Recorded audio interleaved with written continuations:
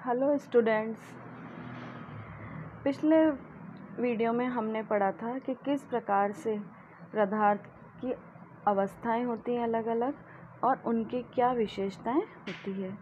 अब प्रश्न आता है कि जो अवस्थाएं होती है ठोस, द्रव, गैस, उनकी क्या अवस्था परिवर्तन होता है या अवस्था परिवर्तन पे तापमान का किस प्रकार से प्रभाव पड़ता है।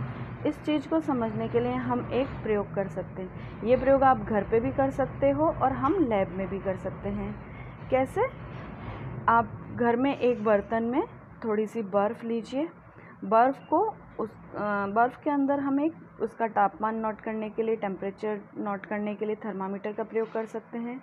सामान्य तापमान जो घर पे आप थर्मामीटर मिलता है उसकी सहायता से नहीं, इसके लिए प्रैक्टिकल लैब के अंदर जो थर्मामीटर मिलता है उसका प्रयोग करते हैं।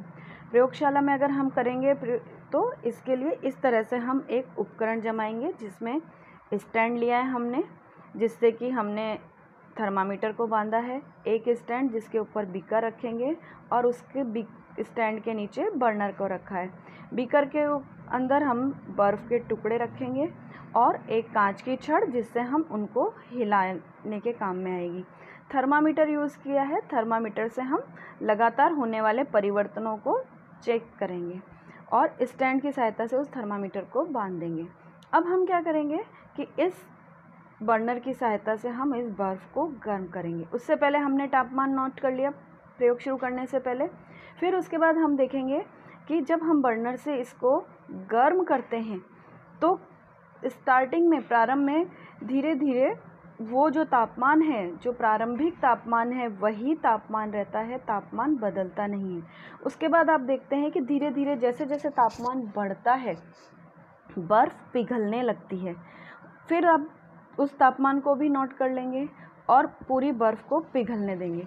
हम देखेंगे कि जब बर्फ़ पिघलना शुरू हुई उसके बाद जब तक पूरी बर्फ़ बीकर की नहीं पिघलती है तब तक तापमान स्थिर रहता है, तापमान बढ़ता नहीं है। नीचे बर्नर चल रहा है, बर्फ़ भी पिघल रही है, लेकिन तापमान में कोई परिवर्तन नहीं होता।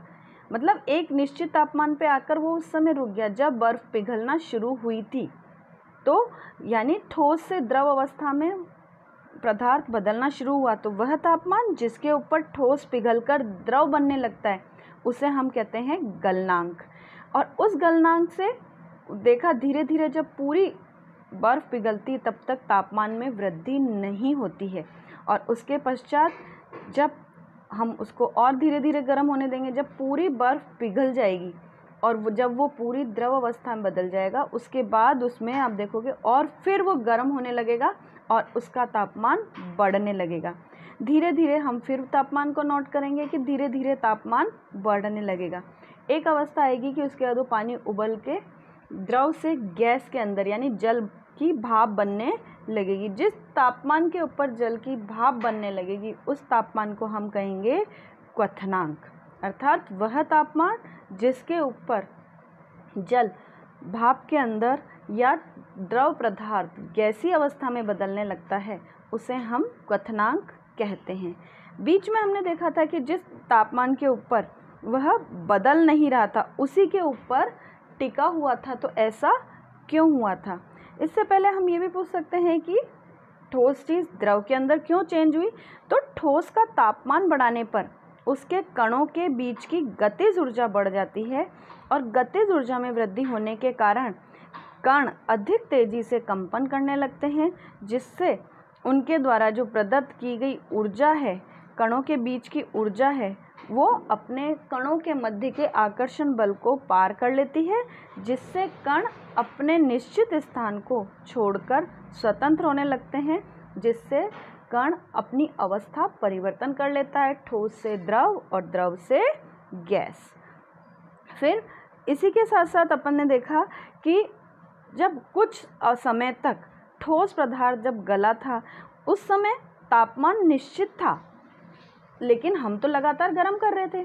तो जो हम गर्म कर रहे थे तो वो ऊष्मा कहाँ गई? तो वो ऊष्मा उनके कणों के बीच में ही छुप जाती है, क्योंकि उनके कणों के मध्य में क्या जो रिक्त स्थान होता है वहाँ पर वो छुप जाती है। गलने के प्रयोग के दौरान जब बर्फ़ नहीं पिघली थी, उसका तापमान नहीं बदला था। ऐसा इसलिए होता है क्योंकि कणों के बीच में जो आकर्षण बल होता है वो पदार्थ की अवस्था को बदलने के लिए इस ऊष्मा का प्रयोग करता है। क्योंकि तापमान बिना किसी तरह की वृद्धि दर्शाता है, हमें कोई वृद्धि दिखाई नहीं देती थी, क्योंकि ये बर्फ़ उस ऊष्मा को क्या कर लेती है, अवशोषित कर लेती है, ग्रहण कर लेती है, और यह उस बीकर में ली हुई बर्फ़ में या जो भी आप सामग्री लेते हो उसके अंदर छुप जाती है। तो वह ऊष्मा जो सामग्री के अंदर या पदार्थ के अंदर छुपी हुई रहती है उसे हम कहते हैं गुप्त ऊष्मा। यहाँ गुप्त ऊष्मा से हमारा अभिप्राय क्या है कि वायुमंडलीय दाब पर 1 किलोग्राम ठोस को उसके गलनांक पर द्रव में बदलने के लिए जितनी ऊष्मा की आवश्यकता होती है उसे हम गलन की प्रसुप्त ऊष्मा यानी छुपी हुई ऊष्मा कहते हैं। अर्थात 0 डिग्री सेंटीग्रेड या हम उसको 273 केल्विन भी कह सकते हैं। जल के कणों की ऊर्जा को उसी तापमान पर बर्फ़ के कणों की ऊर्जा से उसमें अधिक होती है। जब हम जल में ऊष्मीय ऊर्जा देते हैं, उसको गर्म करते हैं, तो जो जल के कण होते हैं बहुत तेज़ी से गति करने लगते हैं और एक निश्चित तापमान पर पहुँच के उनके अंदर इतनी गति आ जाती है, इतनी ऊर्जा आ जाती है कि वो अपने आपस का जो आकर्षण बल होता है उसको तोड़कर वो पूर्ण रूप से स्वतंत्र हो जाते हैं। और इस तापमान पर क्या होता है, अभी हमने बताया था आपको कि वो द्रव से गैस में यानी जल से भाप में बदलने शुरू हो जाते हैं। अर्थात जिस वायुमंडलीय ताप पर द्रव उबलने लगता है उस तापमान को हम क्या कहते हैं, क्वथनांक कहते हैं। जल के लिए यह तापमान 373 केल्विन, या उसको अपन 373 केल्विन को हम 100 डिग्री सेंटीग्रेड को केल्विन में किस प्रकार से बदलेंगे, 273 प्लस 100 इजिकल टू 373 या 373 केल्विन। अर्थात इस प्रयोग में हमने देखा कि किस प्रकार से ठोस पदार्थ अर्थात बर्फ द्रव अवस्था में बदल जाती है गर्म करने पर, ऊष्मा देने पर, और उसी द्रव को जब हम और ऊष्मा देते हैं तो वो गैस अवस्था के अंदर बदल जाती है। यानी ऊष्मा देने से, ताप देने से उसकी अवस्था में परिवर्तन होता है। इसी प्रकार से अगर हम इसका ठीक विपरीत करें यानी गैस अवस्था को ठंडा करें, शीतल करें, तो वह पुनः द्रव अवस्था के अंदर बदल जाएगी। उस द्रव अवस्था को अगर हम और ठंडा करें, उसका तापमान और कम करें, तो वह ठोस अवस्था के अंदर बदल जाएगी। यानी तापमान परिवर्तन करके हम किसी भी पदार्थ की अवस्थाओं में परिवर्तन कर सकते हैं, यानी ठोस से द्रव और द्रव से गैस।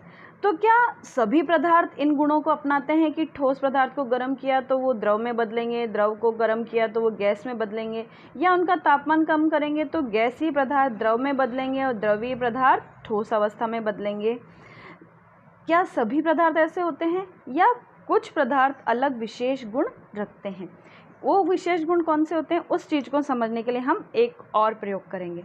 हम क्या करेंगे, एक कटोरी में या एक प्याली में अमोनियम क्लोराइड लेंगे और फिर उसके ऊपर एक उल्टी कीप ढक देंगे, जैसा कि आपको चित्र में दिखाई दिया जा रहा है, और कीप के मुंह पर हम एक रुई का टुकड़ा फंसा देंगे, जिससे कि जो भाप बने वो बाहर नहीं निकले। कीप हमने कांच की लिए ताकि जो भी प्रक्रिया हो हमें क्लियर दिखाई दे, साफ दिखाई दे। फिर इसको हम बर्नर की सहायता से क्या करेंगे, गर्म करना शुरू करेंगे। धीरे धीरे हम देखेंगे कि जैसे जैसे ये पदार्थ गर्म हो रहा है, गर्म होते ही हमको यहाँ पर भाप बनती हुई दिखाई देगी। ऊपर चूँकि रुई का टुकड़ा लगा हुआ है इसलिए वो भाप बाहर नहीं निकल सकती, वो भाप इस कीप के अंदर ही इकट्ठी होने लगेगी। यहाँ पे आपको क्लियर दिखाई देगा कि जो ये पदार्थ रखा है अमोनियम क्लोराइड, ये गर्म करने पर सीधे ही ठोस से गैस अवस्था में बदलता है, बीच में द्रव अवस्था नहीं आती है। तो इस प्रकार से हमने क्या देखा कि ठोस से द्रव अवस्था आई नहीं और सीधे ही गैसीय अवस्था के अंदर परिवर्तन हो गया। जबकि हमने क्या पढ़ा था पहले कि ठोस से द्रव में और द्रव से गैस में बदलते हैं, लेकिन ऐसा इसमें नहीं हुआ। तो इस प्रयोग को, या कहना चाहिए कि इस प्रक्रिया को, जिसमें पदार्थ ठोस से सीधे ही गैसीय अवस्था के अंदर परिवर्तित हो जाता है, उसे हम कहते हैं ऊर्ध्वपातन। जब पूरा पदार्थ गैस अवस्था के अंदर बदल जाए, उसके बाद हम बर्नर को क्या करेंगे, बंद कर देंगे। बर्नर बंद करने के बाद हम इस पदार्थ को हिलाएंगे नहीं, उस कीप के अंदर जो गैस बनी हुई है उसको ठंडी होने देखेंगे। हम देखेंगे कि जैसे वो गैस ठंडी होती है तो वो गैस डायरेक्ट वापस ठोस पदार्थ के रूप में इस कीप की सतह के ऊपर जम जाती है। वापस ठंडे होते समय वो द्रव अवस्था में परिवर्तित नहीं होती, यानी द्रव अवस्था आई ही नहीं। तो इस चीज़ को, जो कि ठोस अवस्था में वापस चेंज हो गई है, इस प्रक्रिया को, कि गैस से सीधे ठोस बनने की प्रक्रिया को हम निक्षेपण कहते हैं। अर्थात कुछ ऐसे पदार्थ होते हैं जो ठोस से द्रव अवस्था में बदले बिना ही सीधे गैसीय अवस्था में बदल जाते हैं, उन्हें हम ऊर्ध्वपातित पदार्थ कहते हैं। तथा कुछ पदार्थ ऐसे होते हैं जो कि गैस अवस्था से द्रव अवस्था में बदले बिना सीधे ही ठोस पदार्थ के अंदर परिवर्तित हो जाते हैं, वह प्रक्रिया निक्षेपण कहलाती है, जैसे कि अमोनियम क्लोराइड, नौसादर आदि।